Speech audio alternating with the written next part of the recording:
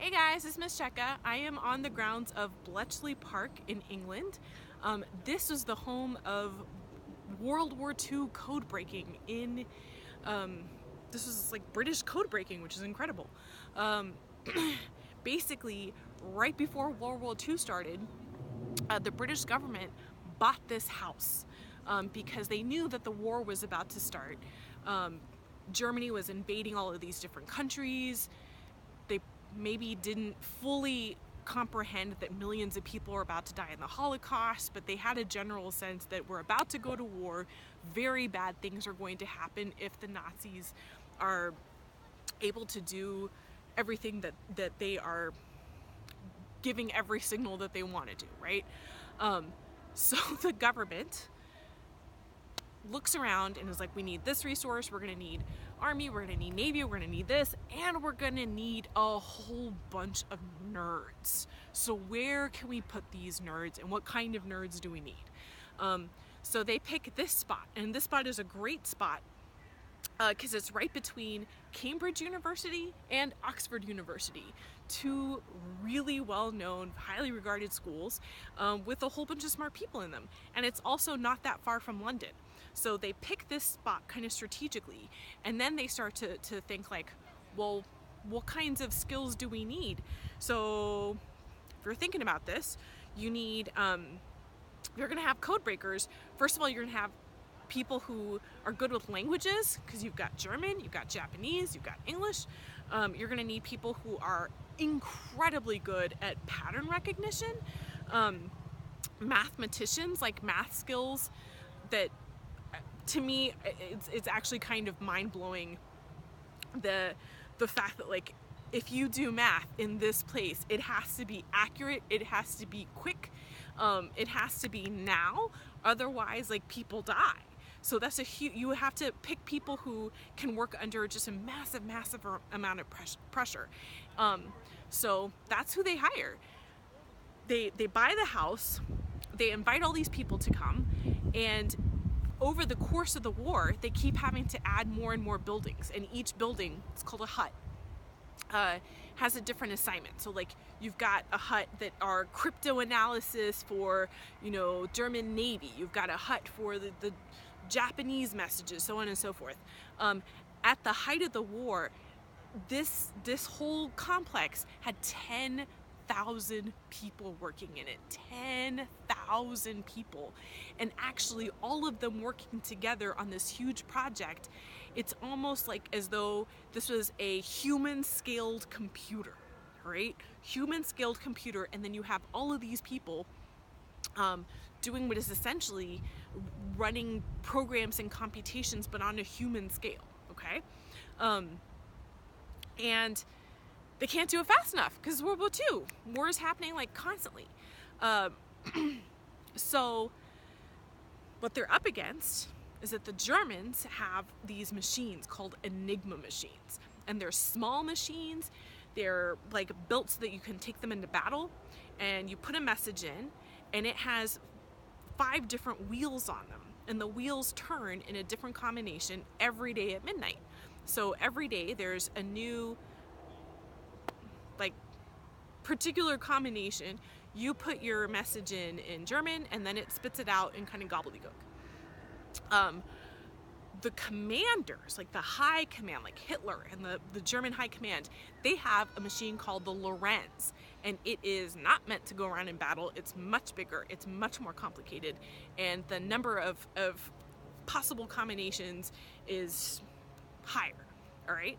So you've got, on the German side, all of the messages that are going back and forth. So imagine like you're a general and you need to tell German high command, like, my army is here, or you need to get orders back saying like, we need you to attack that village, or we need, you're a submarine captain, you need to like move to this base. All of those messages going back and forth are encoded. So if you're in the field, it's encoded with an Enigma machine.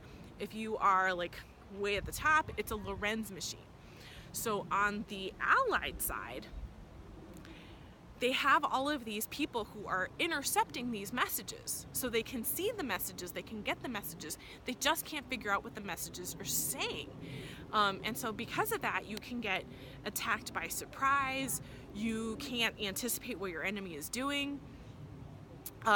So here at Bletchley Park, they received these messages that were being intercepted everywhere, and then they tried to figure out what was being said. So they did this using like the same kinds of math skills that you use in your math class, like probability, pattern recognition.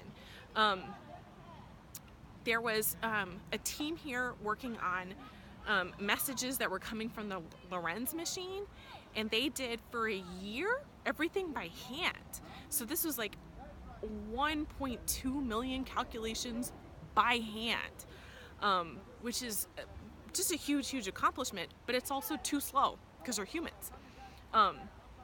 So some of the people who were here started to think like, well, how about we use machines and mechanize some of the calculations that we're doing? And there was one scientist named Alan Turing. He's probably now the most famous, but I just want to make clear, 10,000 people, many scientists, many mathematicians, but he was a standout, okay? So Alan Turing and some of his colleagues take a machine that already existed called the bomb, like literally the machine was called the bomb, which is a Polish machine. They make some adaptations to it, and they way speed up the process. So basically, the machine works using guesses or cribs, right? So they have figured out that the Enigma machine codes the letters, but it never codes one letter for the same letters. So if I'm saying like Ms.Checka, the M is never going to be an M. The S is never going to be an S. And they also figure out that there are some messages that they see over and over again. Like there's a couple of stations that send the exact same message, the exact same time every day. And using some guesswork, they figure out like what they're saying is no news to report, no new news to report. Or like you get weather reports over and over again. So using some educated guesses and the bomb machine, they way narrow down the possibilities of what the code would be for that day. And then once they figure it out, they do all these calculations, they run it through a telex machine, then they get the message. But some just mind-blowing things to think about. Number one, the calculations, the pattern breaking, the guessing, it's just incredible to me. Like they have quotes in there, like there's a woman who says that she tried to use psychology, right? Because she figured out that sometimes the German guys would use like your girlfriend's name. So like like a woman's name would come up a lot, or they would use like dirty words. So they would use psychology to kind of guess what was going on. The machine in action, it is truly like kind of breathtaking how complicated it looks. Their method of like using the cribs, amazing. But basically they mechanized some of these elements, and no surprise, Alan Turing goes on, like his ideas go on to become part of the foundation of modern computer science. Like if you were watching this video on a computer, part of it's him, and the work that they did here.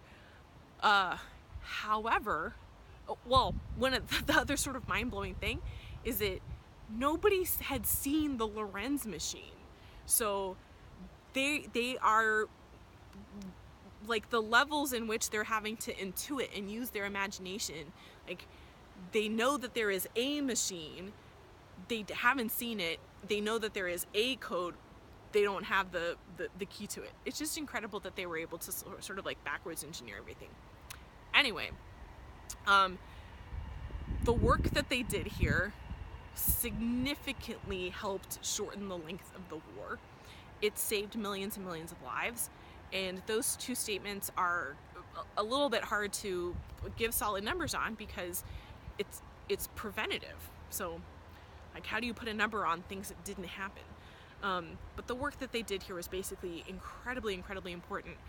But after the war ended, nobody here, none of the 10,000 people who worked here could talk about what had happened because it was all top secret. So there are some people here that died, went to their graves without ever saying, I was a World War II codebreaker. All of these women and men, sometimes it would be people who were married and they couldn't say, like, I just saved a ship from getting hit, or I saved a village from getting bombed, or something like that. Couldn't say. They even have information here about, like, couples who would, make eyes at each other and get romantically involved, but even if they worked here, they couldn't talk to each other about what their day had been in their different departments. So it was a huge level of secrecy that is so important if the whole deal is that you are, like, uncovering secret messages. But it's also a little bit moving and poignant to me that even after the war ended, a lot of people didn't get recognition and didn't get the sort of, wow, you did this huge heroic thing, because of the level of secrecy. So I highly encourage you to look up Bletchley Park. If you are somebody who is really good at puzzles, at probability, maybe you too will grow up to do some sort of, like, amazing thing and save the world. So Bletchley Park, home of the heroic nerds of World War II. Ms.Checka,